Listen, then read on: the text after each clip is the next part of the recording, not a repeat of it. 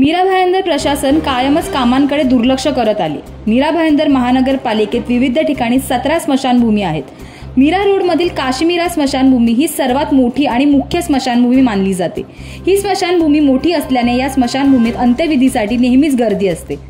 मात्र प्रत्येक मोठ्या स्मशानभूमीत किमान 4 ते 5 कर्मचारी असलेच पाहिजेत। पण या काश्मीरासारख्या मोठ्या स्मशानभूमीत एकच कर्मचारी असल्याने येथे मयत घेऊन येणारे नागरिकांना सतत तिथे अनेक गोष्टींचा सामना करावा लागतो। काश्मीरा स्मशानभूमीत एका पाळीत एकच कर्मचारी कित्येक महिन्यांपासून कार्यरत आहेत। त्यामुळे अंत्यसंस्कारासाठी येणाऱ्या नागरिकांना लाकडे स्वतः उचलावी लागतात। एकच कर्मचारी असल्याने त्या कर्मचाऱ्यावर कामाचा मोठा ताण पडतो। त्यामुळे नागरिकांनाही कामं करावी लागतात।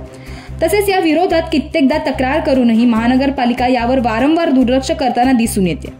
तसेच बऱ्याचदा आयुक्तांकडे कर्मचारी वाढवण्याबाबत मागणी करूनही यावर दुर्लक्ष केलं जातंय। या स्मशानभूमीच्या मुद्द्यावर मनसे नेता सचिन पोफळे यांनी तीव्र संताप व्यक्त करत प्रतिक्रिया दिली आणि प्रशासनाचा ढोबळ कारभार असल्याचंही त्यांनी म्हटलंय। तर आपण ऐकूयात नक्की ते काय म्हणाले। मीरा भाईंदर महानगरपालिकेचा अजब कारभार, मेल्यानंतरही याचना सोसाव्या लागत आहे। काश्मीरा स्मशानभूमी येथे एकच कामगार काम करत आहे। 7:30 वाजता पावती दिल्यानंतर 9 वाजेपर्यंत कुठल्याही पद्धतीचं लाकडं रचली नव्हती। आयुक्त, उपायुक्त या सर्वांना फोन केल्यानंतर देखील याची दखल घेतली नाही। म्हणून सर्व नातेवाईकांनी ती लाकडं रचण्यासाठी मदत केली। मी म्हणतो या आयुक्त मीरा भाईंदर महानगरपालिकेचा आम्ही धिक्कार करतो।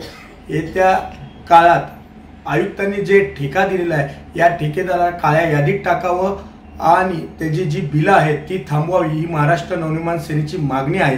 तर ती त्वरित मान्य करावी, नाहीतर येत्या दिवसात महाराष्ट्र नवनिर्माण सेना एक मोठं आंदोलन उभं करेल। या आंदोलनाला सामोरं आयुक्तांना जावं लागेल आणि नागरिकांसाठी, लोकांसाठी महाराष्ट्र नवनिर्माण सेना नेहमी रस्त्यावर उतरते।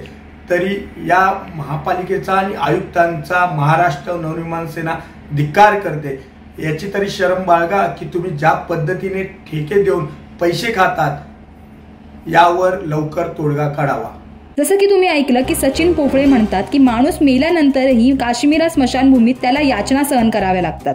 नागरिकांना स्वतः सरणावर लाकडं ठेवावी लागतात। तसेच जी हातगाडी लाकडं ठेवण्यासाठी आहे त्याचे टायर सुद्धा खराब असल्याचं त्यांनी सांगितलं।